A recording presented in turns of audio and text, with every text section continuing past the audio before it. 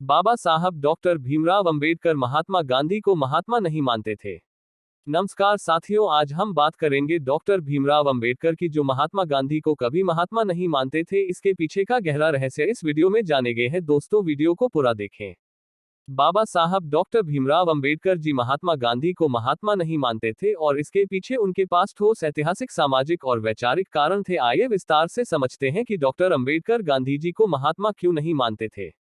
जाति व्यवस्था और वर्णाश्रम धर्म पर मतभेद। गांधी जी वर्ण व्यवस्था को भारतीय समाज की संरचना का स्वाभाविक हिस्सा मानते थे। उन्होंने कई बार कहा कि 4 वर्ण ईश्वर की रचना है और यह व्यवस्था समाज को संतुलन देती है। जबकि डॉक्टर अंबेडकर वर्ण व्यवस्था और जाति व्यवस्था दोनों के घोर विरोधी थे। उनका मानना था कि यह व्यवस्था मानवता के खिलाफ है और शूद्रों अछूतों को इंसान के अधिकारों से वंचित करती है।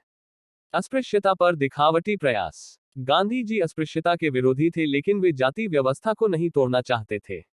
गांधी जी ने दलितों को हरिजन मतलब भगवान के लोग कहा, जबकि डॉक्टर अंबेडकर को यह शब्द अपमानजनक और दिखावटी सहानुभूति लगा। उनका कहना था, हम इंसान हैं, हमें इंसान की तरह अधिकार चाहिए, कोई उपनाम नहीं। पूना समझौता विवाद 1932। जब ब्रिटिश सरकार ने दलितों को सेपरेट इलेक्टोरेट, अलग निर्वाचन क्षेत्र देने की योजना बनाई तो गांधी जी ने इसका विरोध किया और इसके खिलाफ आमरण अनशन किया।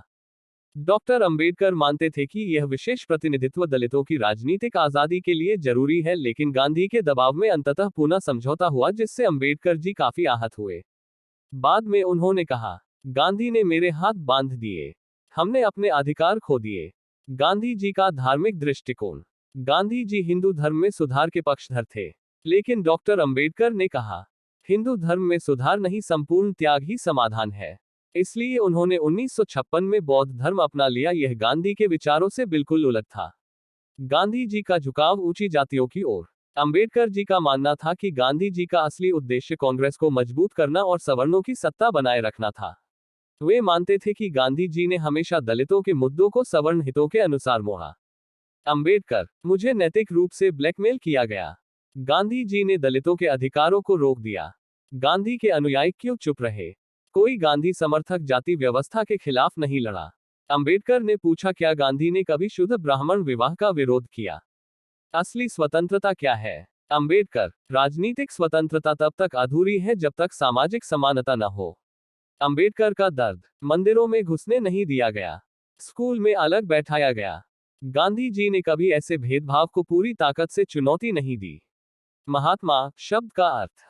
बाबा साहब जो सबके लिए न्याय मांगे, वही महात्मा हो सकता है।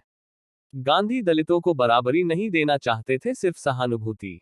भारत के 2 रास्ते। गांधी संतुलन और परंपरा, अंबेडकर क्रांति और न्याय। गांधी की आत्मकथा में अस्पृश्यता बहुत कम जगह दी। दलितों को सुधार का पात्र माना, समानता का नहीं। बाबा साहब की किताब what Congress and Gandhi have done to the untouchables. Gandhi की आलोचना। कांग्रेस के दिखावे की पोल खोली। संविधान निर्माता की चेतावनी। अंबेडकर, यदि समानता नहीं आई तो यह स्वतंत्रता एक धोखा होगी। बौद्ध धर्म की ओर रुख। गांधी हिंदू धर्म के समर्थक। अंबेडकर बौद्ध धर्म को अपनाकर जाति को ठुकराया। वैचारिक युद्ध का अंत नहीं। आज भी दलित समाज बाबा साहब को नायक मानता है। गांधी को नकारने की वजह सिर्फ राजनीति नहीं, अनुभव था। बाबा साहब के विचारों से सीख। महापुरुष वही जो न्याय करे, जो दलितों की आवाज बने, वही असली नेता। गांधी राष्ट्र के लिए जरूरी थे, लेकिन दलितों के लिए सिर्फ बाबा साहब ही मसीहा थे। इसलिए बाबा साहब ने गांधी को कभी महात्मा नहीं माना। प्रेरणा का संदेश। पढ़ो, समझो और सोचो। अपने नायक को जानो, अंधभक्ति नहीं, तार्किक भक्ति जरूरी है। दोस्तों, अगर आपको यह वीडियो ज्ञानवर्धक लगी हो तो जरूर साझा करें। बाबा साहब के विचारों को फैलाना ही असली सेवा है।